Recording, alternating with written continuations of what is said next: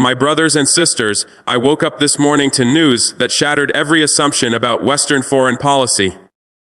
Canada, Australia, and the United Kingdom have officially recognized Palestine as a sovereign state.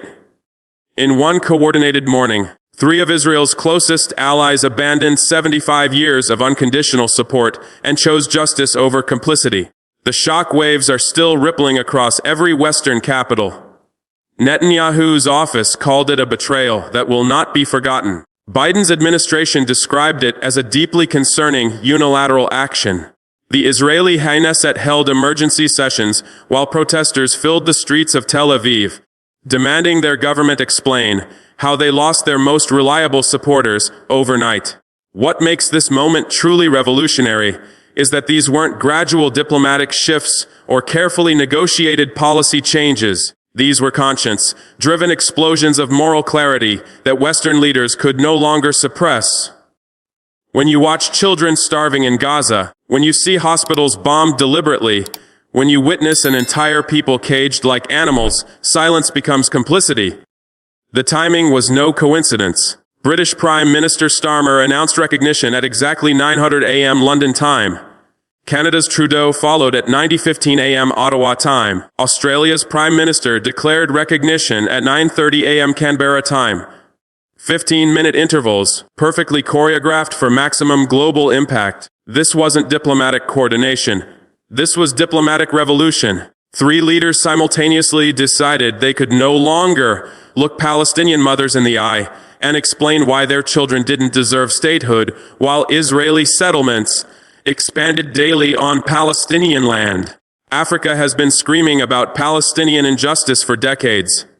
While these same Western powers demanded our silence, they called our solidarity inflammatory rhetoric, labeled our support as diplomatic inexperience, and accused us of destabilizing the region every time we mentioned Palestinian rights.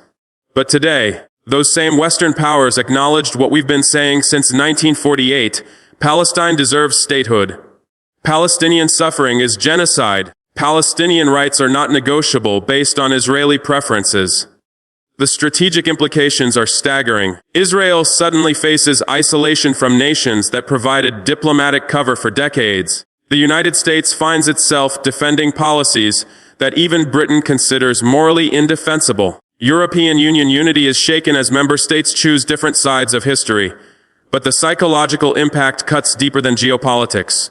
For 75 years, Palestinians were told their statehood required Israeli permission, that their sovereignty depended on their oppressor's approval, that their freedom was conditional on their jailer's consent. Today, the international community finally said sovereignty is a right, not a privilege. Statehood is recognition of existing reality, not a reward for good behavior. Palestinian nationhood exists regardless of Israeli objections. The domino effect has begun. France is reportedly preparing similar recognition within days. Spain's parliament voted overwhelmingly to follow suit. Ireland's government announced active consideration of formal recognition. Italy faces massive public pressure to join the growing consensus. Even Germany, Israel's most loyal European ally, shows cracks in unconditional support. German officials privately admitted that continued bombardment of Gaza makes traditional friendship increasingly difficult to justify to their citizens. Israel's response was swift and predictable.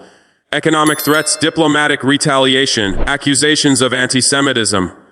But their panic revealed something crucial. They always knew this day would come. They always feared that Western support was contingent, not eternal. Ambassadors were recalled from London, Ottawa, and Canberra within hours. Trade agreements came under urgent review. Military cooperation faced reassessment. It was Israel's traditional playbook of punishment for recognition of Palestinian rights. But something different happened this time. Instead of backing down under pressure, these Western powers doubled down on principle. Recognition of Palestinian statehood is not negotiable. Starmer declared, "Human rights are not subject to Israeli approval." Trudeau announced, "Canada recognizes justice when we see it." Australia's Prime Minister echoed the same conviction. This is what moral courage looks like when practiced by nations that actually possess it. This is what happens when leaders choose history's judgment over lobby group pressure.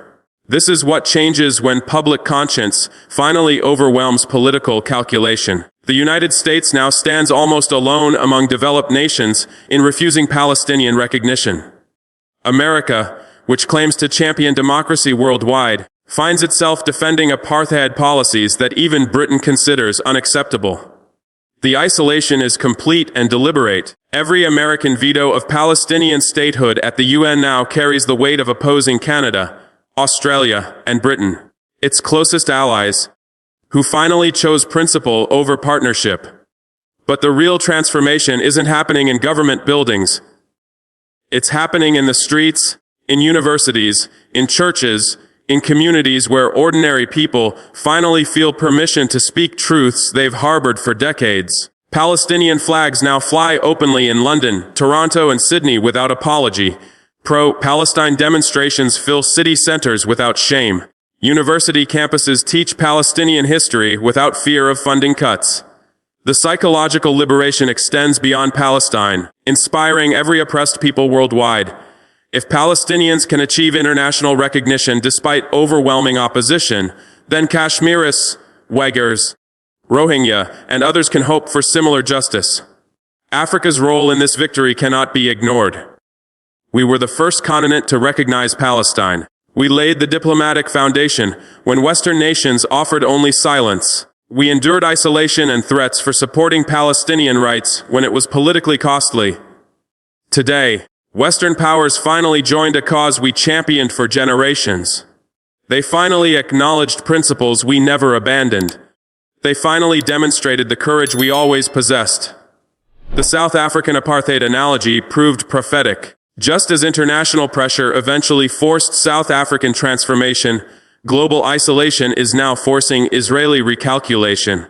Recognition of Palestinian statehood represents the beginning of the end for apartheid policies in the Middle East. Netanyahu's government faces choices that seemed impossible yesterday: negotiate genuine Palestinian statehood or face complete international isolation, accept the two-state reality, or explain to Israeli citizens why their nation stands alone against global consensus. The pressure will only intensify as more nations join recognition.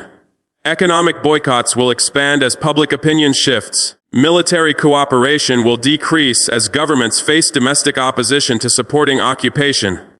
My brothers and sisters, this morning's announcements represent more than diplomatic recognition. They represent the moment when moral clarity finally overcame political calculation, when human rights finally outweighed strategic relationships, when justice finally defeated complicity. Palestine has always been a sovereign nation. Today, the world finally admitted it. Palestinians have always deserved statehood. Today, powerful nations finally recognized it. Palestinian rights have always been non-negotiable. Today, former Israeli allies finally acknowledged it. The recognition is complete. The momentum is unstoppable. The future is inevitable. From the river to the sea, Palestine will be free, not because we demanded it, but because the world finally understood that freedom is not a gift to be granted. It is a right to be recognized.